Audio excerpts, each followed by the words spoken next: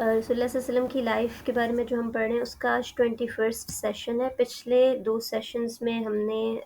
غزوہ بدر کے بارے میں پڑھا تھا اور ان کی ڈیٹیلز پڑھی تھیں۔ آج ہم انشاءاللہ غزوہ احد کو ڈسکس کریں گے۔ اس کے جو بیچ میں کچھ مزید ڈیٹیلز ہیں، کیونکہ ایک پورے سال کا گیپ ہے۔ غزوہ بدر 2 ہجری میں ہوا تھا، غزوہ احد 3 ہجری میں ہوا تھا۔ ان ڈیٹیلز کو میں ابھی کے لیے اسکپ کر رہی ہوں۔ غزوہ احد کی ریزن یہ بنی تھی کہ آف کورس جو لوگ بچ گئے تھے قریش میں سے، مکہ والوں میں سے، ان میں بہت غم اور غصہ تھا اس پوری جنگ کی وجہ سے۔ جو غزوہ بدر میں سچویشن آئی ان کے لیے ٹوٹلی ان ایکسپیکٹڈ تھی۔ وہ بہت بڑا لشکر لے کر آئے تھے، اس کے باوجود انہیں شکست ہوئی، اور پھر جو ان کے بہت پرومیننٹ لیڈرز تھے وہ بھی مارے گئے۔ یعنی بہت سارے جو اب باقی بچے ہیں وہ ان لیڈرز کی آگے سے اولاد تھی، بچے تھے جو کہ اپنے کلان کے لیڈر نامنیٹ ہو گئے ان کی ڈیتھ کے بعد آف کورس آٹومیٹیکلی۔ تو وہ غم اور غصہ ایک ریزن تھی جس کی وجہ سے وہ بدلہ لینا چاہتے تھے، اور اس کے علاوہ یہ کہ اللہ تعالیٰ بھی مسلمانوں کو بہت سارے لیسنز دینا چاہتے تھے اس غزوہ کے تھرو جو اب غزوہ احد آئے گی، کیونکہ اس میں بالکل سینیریو چینج ہو جائے گا غزوہ بدر کے مقابلے میں۔ جو مشرکین مکہ تھے انہوں نے یہ بھی کیا کہ وہ اکیلے نہیں آئے، بلکہ اپنے ساتھ جو ارد گرد کے اور قبائل تھے ان کو بھی ساتھ میں جمع کر لیا۔ تو پچھلی بار وہ 1000 کا لشکر لے کر آئے تھے، اب کی بار وہ 3000 کی تعداد میں آئے۔ مسلمان یہاں پر اپنی تعداد میں اس پورے عرصے میں بڑھ چکے تھے، اور ہم نے اس کی ریزن ایک یہ دیکھی تھی کہ وہ لوگ بھی جو ابھی تک ڈاؤٹ میں تھے اپنے کہ اسلام لائیں یا نہ لائیں، انہوں نے بھی اسلام قبول کرنا شروع کیا۔ کچھ کی انٹینشنز بہت پیور تھیں، لیکن کچھ میں کھوٹ تھی جو منافقین کی صورت میں سامنے آئے بعد میں۔ تو مسلمان جو ابتدائی طور پر لشکر لے کر آئے تھے وہ 1000 کا تھا، لیکن ان میں سے پھر 300 منافقین عبداللہ بن ابی کی سرداری میں الگ ہو گئے، اور اس نے یہ ریزن بنایا کہ جب رسول اللہ صلی اللہ علیہ وسلم نے مشورہ کیا ہے تو ہمیں مشورے میں شامل نہیں کیا، اور عبداللہ بن ابی چاہتا تھا کہ مدینہ کے اندر سے ہی اندر سے رہ کر ایک ڈیفینسو وار لڑی جائے، مدینہ سے باہر نہ جایا جائے۔ جبکہ رسول اللہ صلی اللہ علیہ وسلم نے جب باقی تمام صحابہ سے مشورہ کیا تھا تو ان کا مشورہ اس کے برعکس تھا، اور کیونکہ جو پہلے غزوہ بدر ہوئی تھی وہ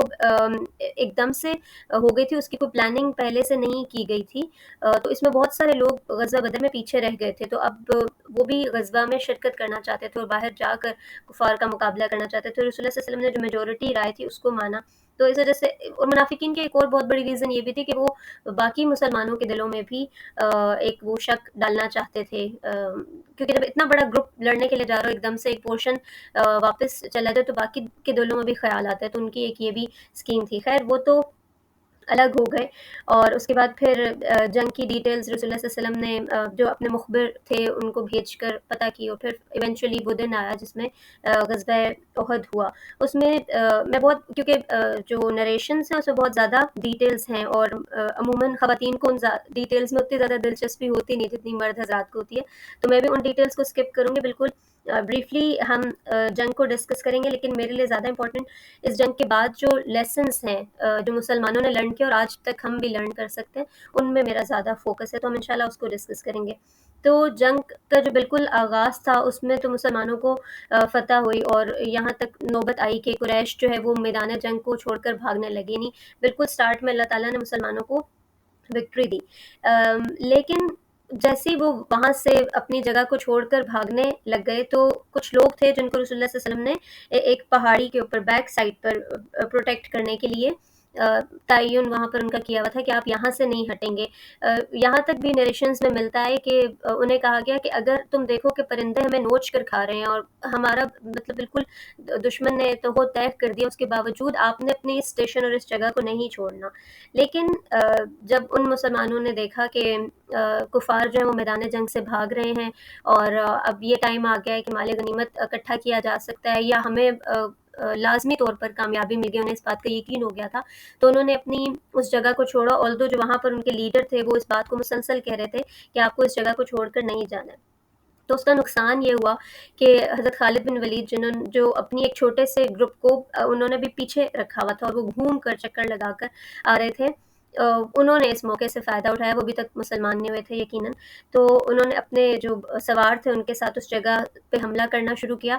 تو اب سچویشن یہ بن گئی کہ کفار کی فوج آگے آگے بھاگ رہی تھی، مسلمان جو آمنے سامنے لڑے تھے وہ ان کا تعاقب کر رہے تھے، لیکن ان کے پیچھے سے خالد بن ولید کا لشکر آ گیا، اور اب مسلمان ایک طرح سے بالکل بیچ میں آ گئے، دونوں طرف پہ کفار کے لشکر آ گئے تھے۔